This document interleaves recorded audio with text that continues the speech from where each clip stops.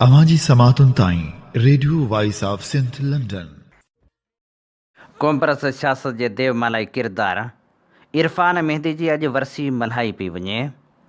Namvar compress सियासतदान शाइर अदीब ऐं compare Irfan मेहदी ग़ुलाम मेहदी मेमण जे घर में 31 जुलाई 1966 ते हाला पुराणा ज़िले मटियारी में जनम वरितो। संसद तालीम MA LLB हुई। 8वीं क्लास में विख वधायो पब्लिकेशन जो बुनियादु विधाई, जंहिंजे प्लेटफार्म तां केतिरा ई किताब छपरायाई। इरफान मेहदी GA सिंध जी शागिर्द तनज़ीम में पिणु रहियो।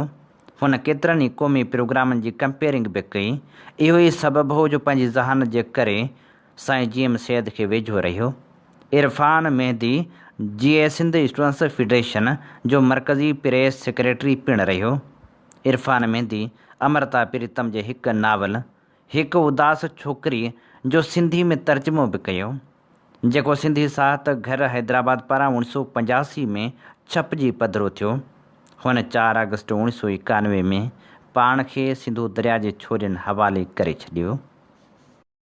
संदसि वरसी ते असीं खेसि भेटा पेश करण लाइ अव्हां जे समातनि जी नज़र करियूं था ईसा मेमण जो लिखियलु लेख।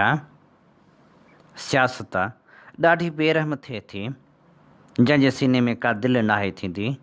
अहसास जज़्बात छा थींदा आहिनि, सियासत उन्हनि खां बेख़बर थींदी आहे, छाकाणि त सियासत सिर्फ़ु मारूज़ी ऐं मुआशी हालतूं ॾिसंदी आहे। उनजे सीने में दिलि बि भला छो हुजे। दुनिया में तब्दीली जो मोहरिक सिर्फ़ु सियासत आहे। दुनिया में ॾुखे खां ॾुखियो मौज़ू बि सियासत। अलाए छो सिंध में शेख अयाज़ ऐं अब्दुल वाहिद आरिसर खे त सियासत में रोमांस नज़र ईंदो आहे।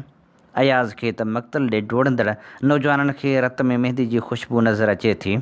ज़िंदान ॾे मोटण बि महबूब जे ज़ुल्फ़नि सां भेटा ॾियणु ऐं थर जे वारियासी मिटी में जनम वठंदड़ नाज़ुक ऐं नफ़ीस अब्दुल वाहिद आरिसर त आज़ादी खे ॻाढ़ी कुंवार सॾण ऐं उन लाइ रत में ॻाढ़े थी वञण जे नौजवाननि खे सलाह ॾींदे ख़बर नाहे त सियासत में बि रोमांटिक अंदाज़ कीअं ओतियो आहे।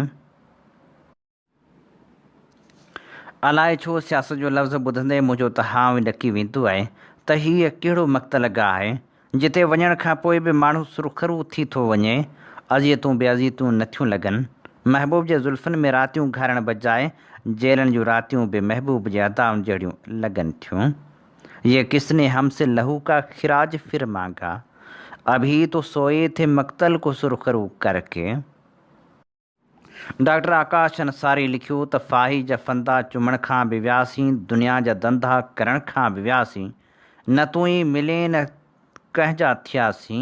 हितां खां बि वियासीं, हुतां खां बि वियासीं, मरण जे मज़े खां बि महरूम थियासीं ऐं जीअंदा रहियासीं अधूरा अधूरा असीं बसि रहियासीं अधूरा अधूरा।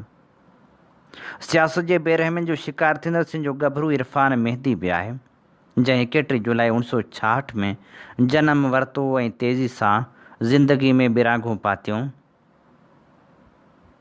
जंहिंखे ॾिसी मां त हैरान रहिजी वियो आहियां त को वक़्त जे वहकरे खे एॾो बि पोइते छॾे सघे थो छा। हाला